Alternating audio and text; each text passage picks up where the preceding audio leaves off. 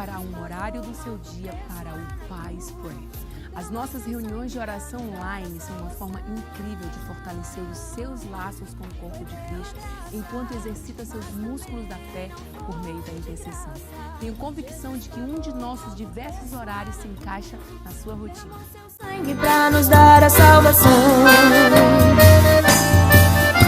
Jesus te amou primeiro, morreu no Calvário como um cordeiro. Glória a Deus. Bom dia, queridos e queridas. Tudo tranquilo com vocês? Deus é bom, não é bom? Em todo o tempo. Hoje, Tadel, nada melhor que começar o domingo ouvindo uma palavra para nos inspirar, para nos tornarmos cada vez mais instrumentos, né, nas mãos do Senhor. O pessoal que está acompanhando aí pelo telão também, na segunda, São Miguel Paulista, Deus abençoe vocês. Esses dias eu estava pensando, né, toda vez que eu leio a Bíblia, é impressionante, a Bíblia é inspiradora. E eu começo a me deleitar na palavra do Senhor, e esses dias, lendo um texto, eu falei, rapaz, que legal isso aqui, Deus é tremendo. E quando o pastor falou que eu ia ministrar, eu orei, o Senhor falou, então vai lá que eu te dei isso para você e para compartilhar também. Eu estou chamando a nossa conversa de inútil para útil. Amém? De inútil para útil. É uma verdade bíblica que de vez em quando precisamos parar para pensar. É importante, é desafiador, e eu gosto de dizer que mais cedo ou mais tarde, todos nós deveríamos parar para pensar, mesmo aqueles que já sentem que estão, digamos assim, engajados nisso, sobre isso. O que eu estou fazendo com a minha vida? O que eu estou fazendo com a minha vida? E eu sugiro que isso seja cedo, o mais cedo possível, né? Alguém fala assim, mais cedo ou mais tarde? Fala, então, que seja bem cedo, que quanto mais cedo a gente pensa nas coisas importantes, mais cedo nós podemos realmente nos engajar com aquilo que Deus tem para nós. Eu sei que muitas pessoas perguntam assim, o que eu vou fazer com a minha vida? Uma pergunta que a gente está toda hora ouvindo de filhos, de discípulos, das pessoas. Existe muitas vezes essa conscientização, essa inquietação no nosso espírito. Isso é intencional do Senhor. Agora, melhor ficar fazendo essas perguntas do que tem muita gente que vai fazendo qualquer coisa com a vida sem perguntar nada, né? E pergunta, será que eu devo me envolver na igreja? Será que eu devo ser um líder de life group? A gente de vez em quando ouve isso. Será que eu devo me envolver em algum ministério? Ou Deus só me chamou para congregar? Eu costumo dizer que não existe o dom de congregar, tá? Deus nos chamou para algo mais do que só congregar, né? As pessoas merecem que eu tire tempo da minha vida para me dedicar a elas, né? Eu fui criado para fazer o quê? Então, eu creio que nessa conversa de hoje, alguma das coisas que nós vamos ler na palavra pode te ajudar a responder algumas dessas perguntas. Eu quero começar hoje com um pensamento, uma frase que eu gostei muito, que foi falado pelo presidente Jimmy Carter. Ele disse o seguinte: tenho uma vida e uma chance de fazê-la valer a pena. Minha fé demanda que eu faça tudo o que puder, onde quer que esteja, quando puder, pelo tempo que conseguir e o que quer que seja para fazer a diferença. Não é interessante isso? Quem tem esse objetivo poderia dizer assim: eu estou decidido que a minha vida vai ser útil, que vai valer a pena. Eu não vou só passar aqui entre os milhões e bilhões, eu vou transformar esse período chamado existência em algo significativo para Deus e para as pessoas. Que tal? Não é poderoso? Então, eu quero começar fazendo essa pergunta: servo útil ou inútil? E eu quero te convidar para a gente ler uma das histórias contadas por Jesus, que eu gosto de ler demais essa história, pensar, tentar encontrar as palavras, o que Jesus estava querendo dizer. Mateus 25, 14 diz assim: o reino dos céus também pode ser ilustrado ou comparado com a história de um homem que estava para fazer uma longa viagem. Ele reuniu seus servos e lhe confiou o seu dinheiro, dividindo-o de forma proporcional à capacidade deles. Eu gosto dessa frase. Ao primeiro entregou 5 talentos, ao segundo 2 talentos e ao último 1 talento. Então foi viajar.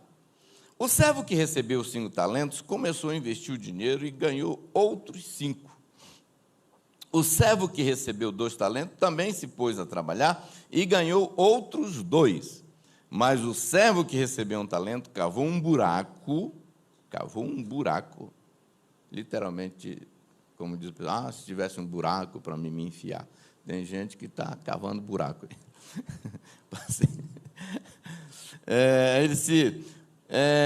Ele disse assim: o servo qual havia confiado, cadê? Onde está? Aqui. Ele disse assim: mas o servo que recebeu 1 talento cavou um buraco no chão e ali escondeu o dinheiro do seu senhor. Depois de muito tempo, o senhor voltou de viagem e o chamou para prestarem contas. Eu gosto dessa frase também. De como havia usado o dinheiro. O servo, qual ele havia confiado 5 talentos, se apresentou com mais 5. O senhor me deu 5 talentos para investir e eu ganhei mais 5. O senhor disse: muito bem, meu servo bom e fiel. Você foi fiel na administração dessa quantia pequena e agora eu lhe darei muitas outras responsabilidades, promoção. Venha celebrar comigo. O servo que havia recebido 2 talentos se apresentou e disse: o senhor me deu 2 talentos para investir e eu ganhei mais 2. O senhor disse: muito bem, meu servo, bom e fiel. Você foi fiel na administração dessa quantia pequena e agora lhe darei muitas outras responsabilidades, promoção. Venha celebrar comigo. Por último, o servo que havia recebido 1 talento veio e disse: eu sabia que o senhor é um homem severo. Eu descobri uma coisa: quem dá desculpa não dá resultado nenhum.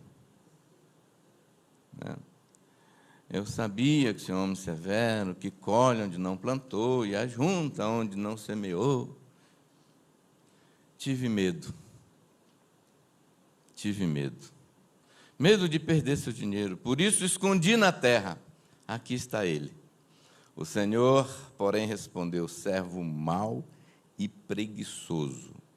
Se você sabia que eu colho onde não plantei, junto onde não semeei, por que não depositou meu dinheiro? E se fosse eu, teria colocado servo mau, preguiçoso e burro.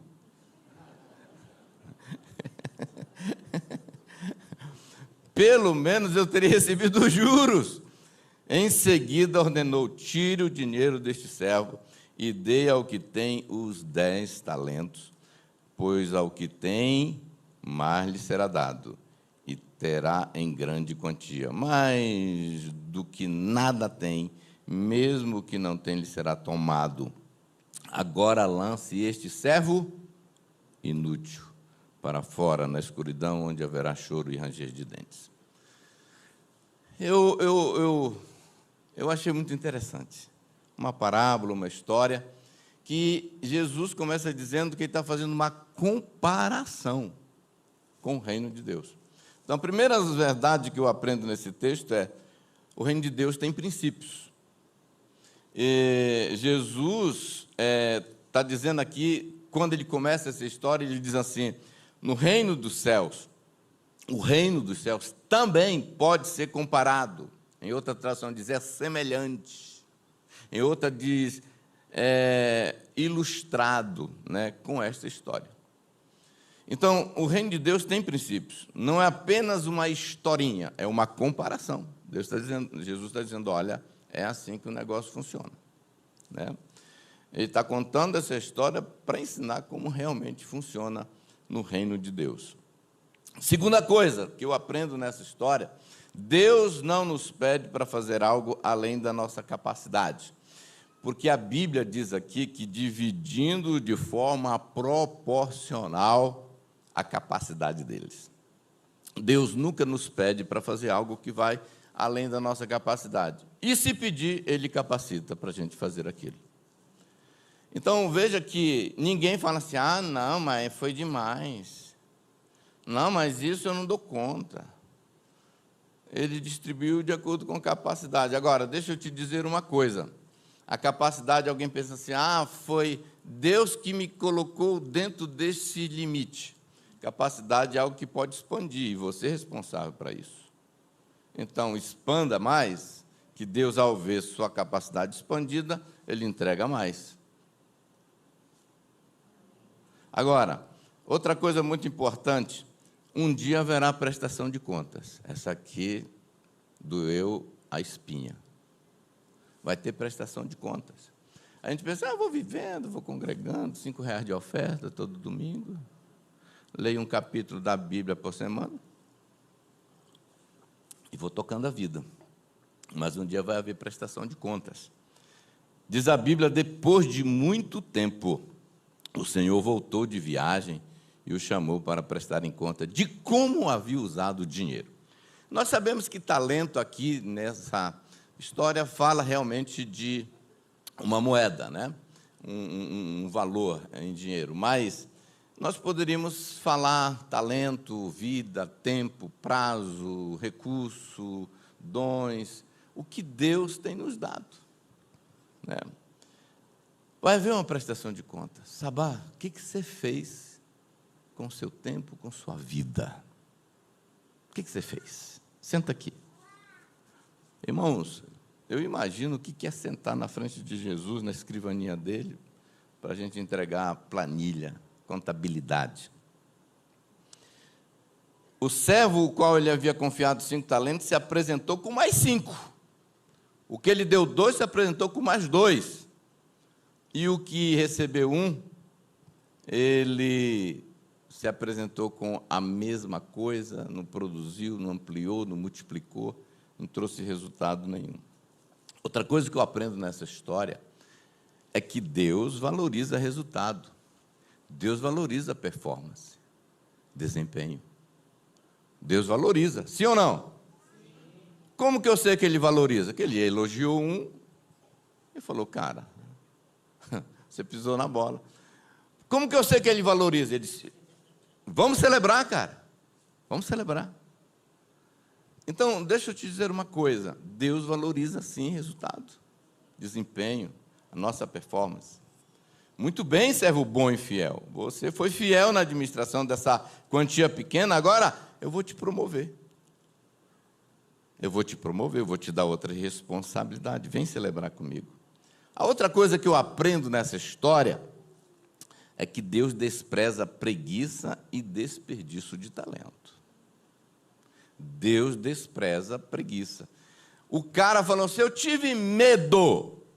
Agora, o medo pode ter sido real na vida do cara, mas foi com certeza uma desculpa.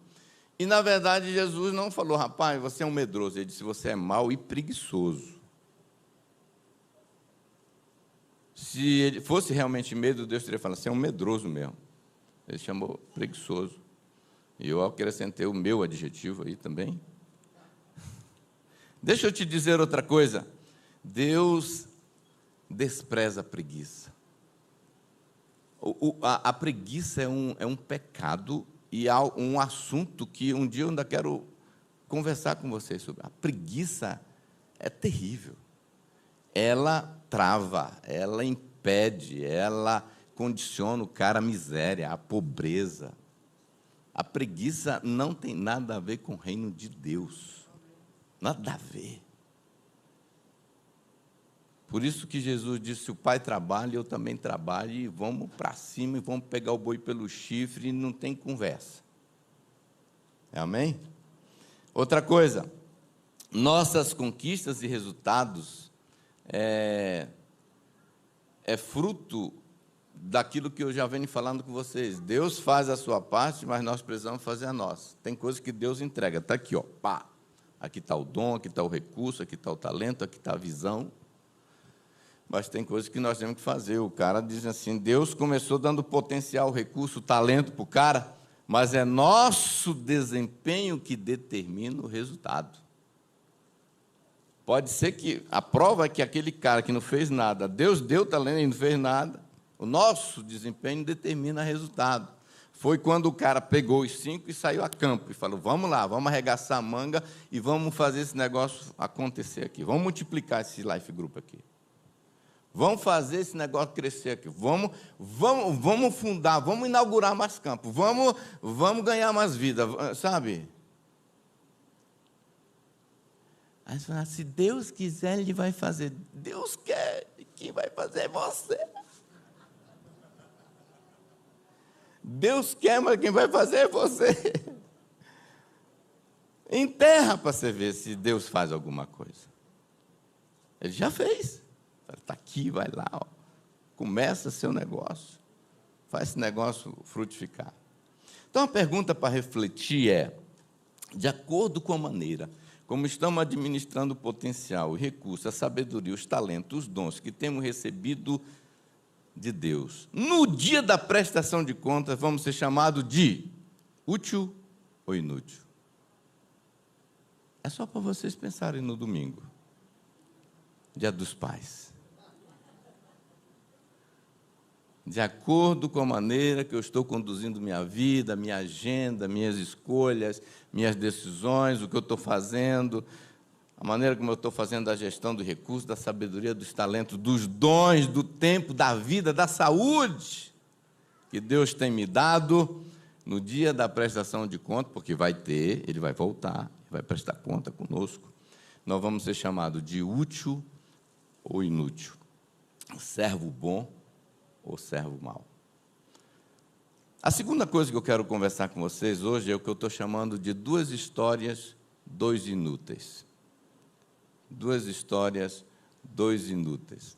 A primeira história a gente encontra na carta de Paulo a Filemon, uma carta pequena que Paulo escreveu. Nessa carta aparecem alguns personagens, mas eu quero destacar 2. Paulo escreve para Filemon, que é o destinatário da carta, para falar de um cara chamado Onésimo. Quem era Filemon e Onésimo? A gente não sabe muita coisa, mas o que a gente pode falar é que Filemon, de acordo com o que a gente ouve e vê na Bíblia, ele foi um irmão em Cristo, obviamente dono de escravos, ou pelo menos de um escravo, que o nome dele era Onésimo. Tudo indica que Filemon morava na cidade de Colosso e era uma pessoa que tinha posse, que tinha certa riqueza, e que ele se converteu através do ministério da pregação ou da influência do apóstolo Paulo. Onésimo era um escravo desse cara, desse Filemon, e ele havia fugido, lavado, né, porque vida de escravo ninguém quer, né? E esse cara teve um encontro com o apóstolo Paulo, e com o apóstolo Paulo, né, quem esbarrava nele convertia. Provavelmente ali em Roma, onde ele entregou a vida para Jesus. E Paulo, então, escreve essa carta para Filemon, para falar da situação de Onésimo. Onésimo agora, Paulo está dizendo, para falar que ele se converteu. E agora, o que faz com um escravo que converte? Fujão, rebelde, mas agora é crente, né?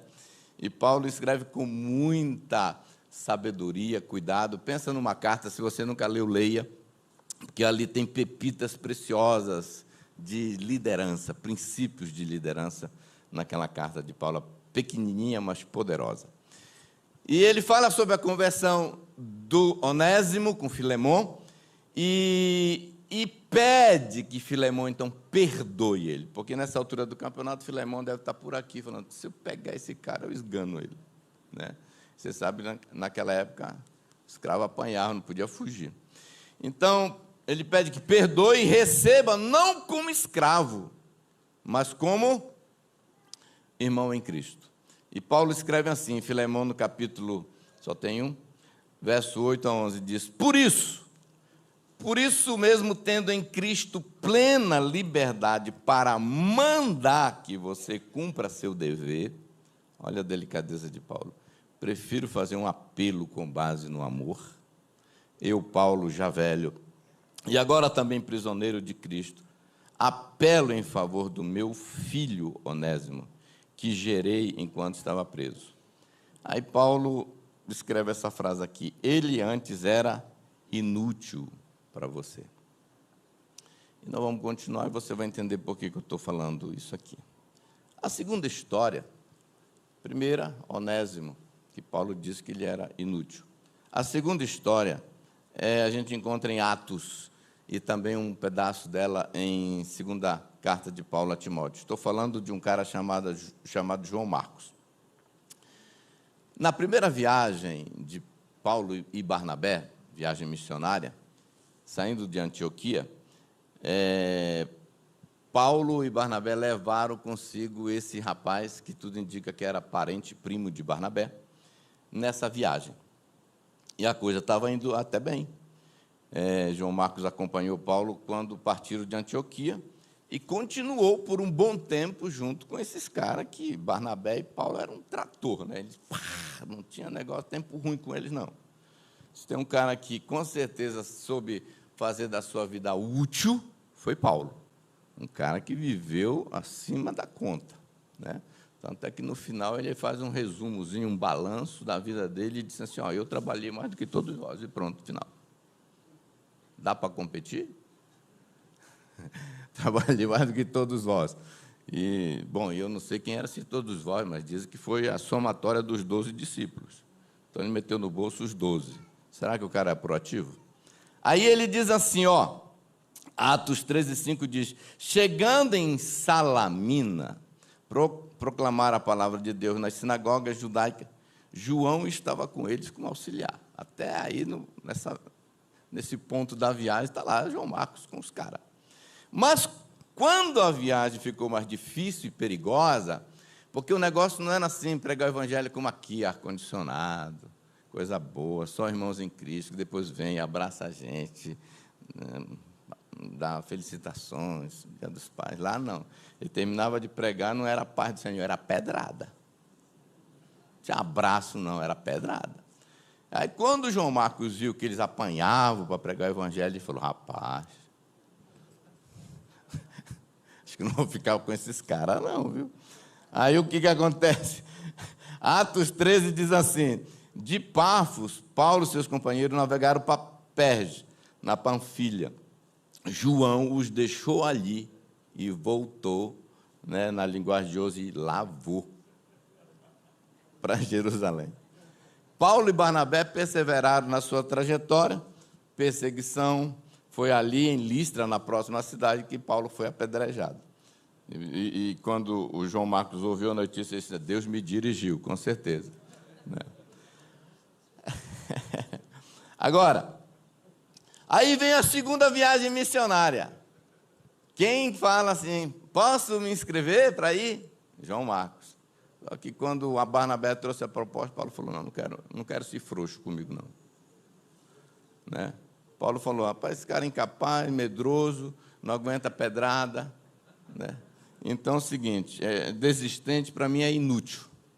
Não quero, não. E aí vocês sabem a história, uma das narrativas, na minha opinião, mais triste foi quando Barnabé, o homem mais doce, o filho da consolação, entrou num fight. Quando eu vejo que Barnabé perdeu o estribeiro, eu até me consolo. E aí, então... E ali separaram, Paulo foi com Silas e Barnabé seguiu com João Marcos. Agora, por alguma razão, o cara que estava escrevendo a história parou de falar de Barnabé e falou só de Paulo. O resto da viagem, o resto do livro. Mas a verdade é que é muito interessante, porque tanto Onésimo como João Marcos têm um final muito interessante. E é o que eu chamo de inútil a útil. Olha o que aconteceu. Essas duas histórias não terminam por aqui. Elas mostram que os dois inúteis se tornaram úteis. Na primeira história, veja o que Paulo escreve sobre Onésimo para Filemon. Ele diz assim no verso 11: ele antes era inútil para você, mas agora é útil, tanto para você quanto para mim. Aquele escravo, fujão, rebelde, ele se tornou, por causa que Jesus entrou na vida dele, se tornou um baita de um obreiro, um trabalhador, um cara, um crente de excelência. Na outra tradução diz Paulo assim: Onésimo não lhe foi de muita utilidade no passado. E eu acredito que Paulo está falando isso aqui, porque em algum momento no discipulado, Filemão falou: rapaz, aquele cara, pensa num escravo preguiçoso, sem futuro. Apesar que escravo não tem muito futuro mesmo. Mas ele estava assim com essa impressão. E aí, ele se tornou útil, ao ponto que Paulo só devolve Onésimo para Filemon por uma questão de consideração. O cara era tão bom, tão dedicado, virou a casaca, se tornou um homem de Deus, um poderoso obreiro, um servo agora do Senhor, que Paulo gostaria de tê-lo na sua equipe. Olha só o que Paulo escreve, diz no verso 13: gostaria de mantê-lo comigo, para que me ajudasse em seu lugar, enquanto estou preso por causa do Evangelho. Às vezes eu fico perguntando assim, será que alguém quer a gente na equipe dele? Será que a gente está assim, com essa bola toda, ao ponto que fala assim, rapaz, eu queria esse cara comigo. Eu queria esse cara no meu time. É uma pena que eu tenho que te devolver, porque o cara é trabalhador, tem uma pegada boa. E é muito interessante, porque era exatamente alguém que Paulo está dizendo, era inútil, mas se tornou útil. A pergunta é, qual a mudança, qual o impacto que o Evangelho tem provocado na nossa vida, na sua vida, quando o assunto é utilidade? Eu converti, e agora? Mudou alguma coisa? O reino de Deus avança por causa disso? Eu converti, e agora? Qual a vantagem? Qual o dividendo que a minha conversão trouxe? Só mais um crente que vem sentar na igreja para ouvir pregação. Ou a gente está realmente... Fala, poxa, eu era um escravo, rebelde, fujão, não queria Deus... Mas o Evangelho entrou na minha vida. Antes eu era inútil. Para que prestava sabá? Para fumar maconha. Para aprontar. Para que prestar? Rebelde, escravo do pecado. Para que prestava? Para nada. Mas o Evangelho vem, transforma, liberta. Para quê? Para me sentar na igreja e ouvir pregação. Para isso? Não. Deus quer transformar esse inútil em algo útil para a glória dele. Amém? Vocês estão comigo? Não é poderoso pensar assim? E Onésimo entendeu a lição. E a segunda história é do João Marcos, né? João Marcos, vocês sabem, Barnabé pega o cara, investe nele, tem paciência, vou pegar esse frouxão aqui, vou pegar esse medroso e vou investir na vida dele, leva com ele para Chipre. A gente não assiste esse filme, porque não foi relatado, ninguém escreveu, mas Paulo, com certeza. Como eu sei que Barnabé realmente fez um trabalho excelente com João Marcos.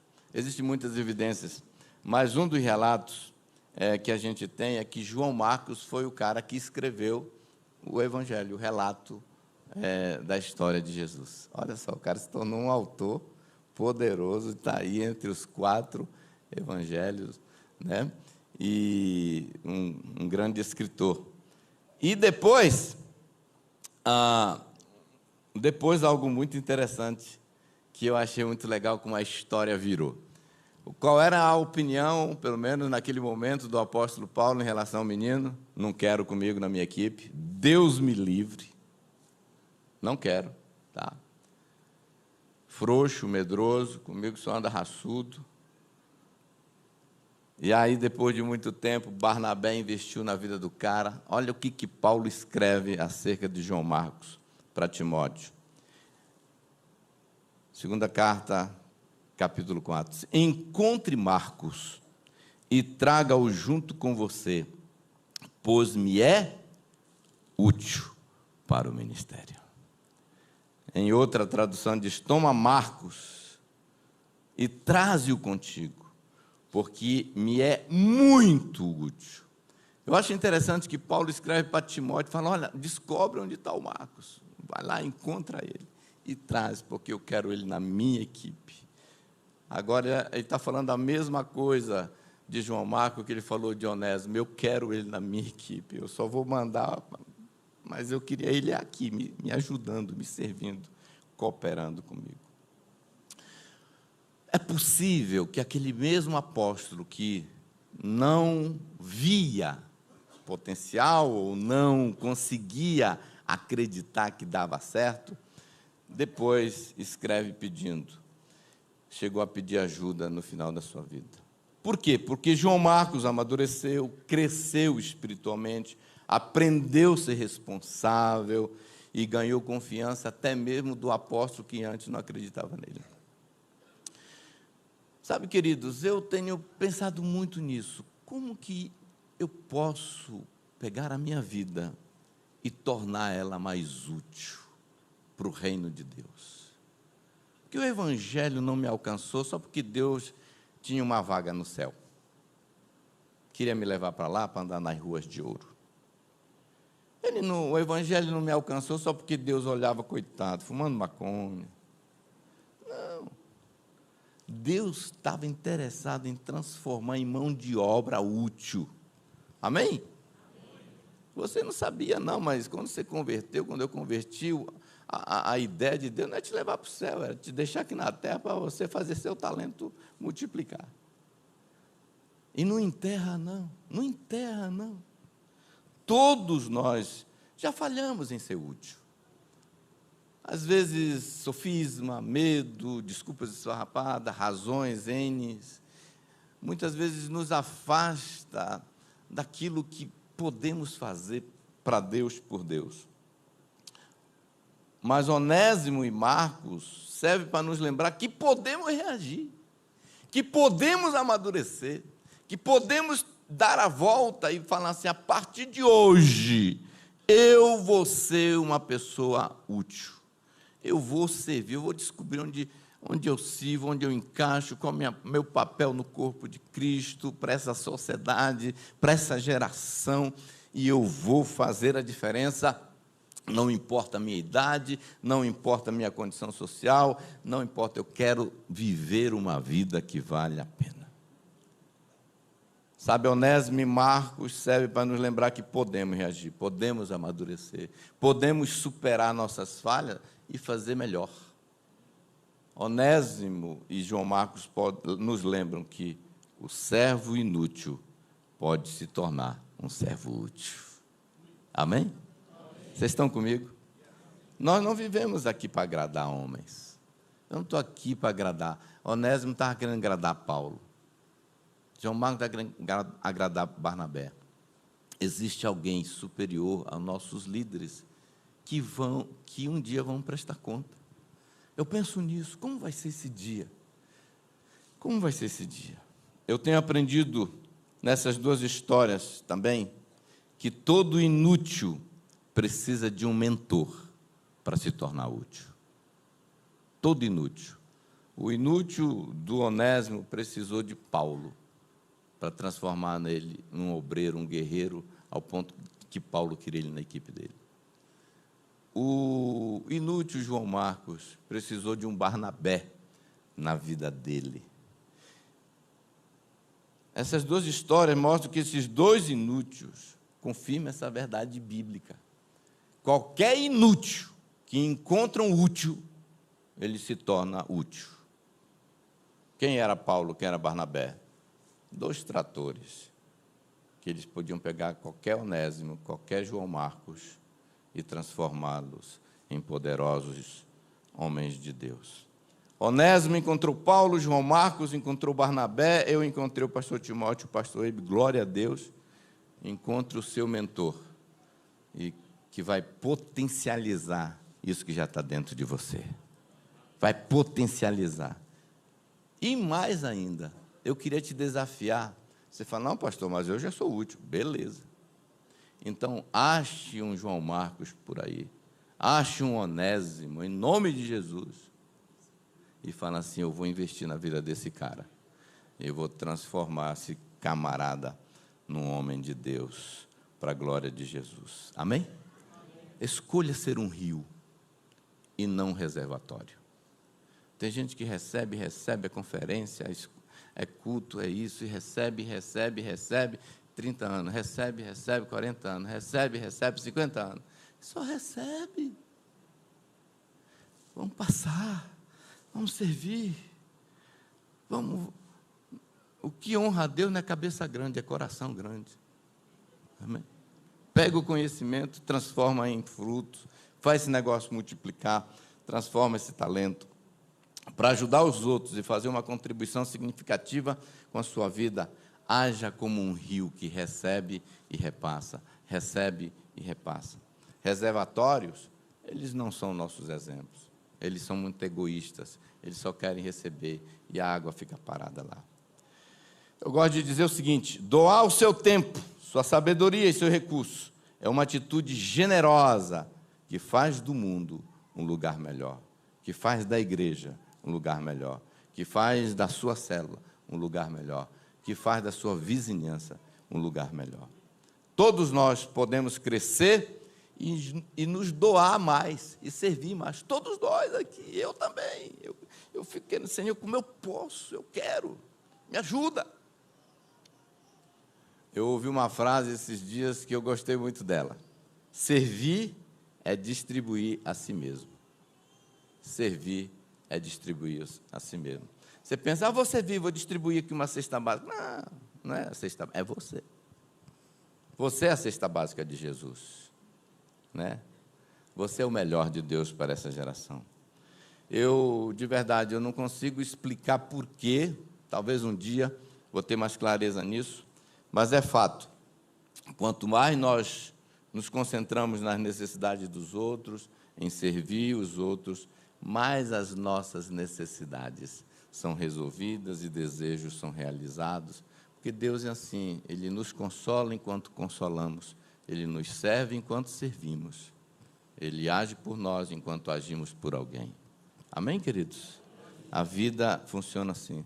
Quanto mais útil nós somos, mais realizado nos sentimos. É incrível, isso é comprovado já, cientificamente, que as pessoas que servem mais são mais realizadas. Para terminar, quero deixar vocês com o pensamento de Benjamin Franklin, que ele disse assim, se você não estiver fazendo algo com a sua vida, não importa a duração dela. Prefiro que digam, ele viveu de forma útil, do que digam, ele morreu rico. Que Deus nos ajude a sair da inutilidade para a utilidade. Amém? Deus abençoe. Tenha um domingo maravilhoso.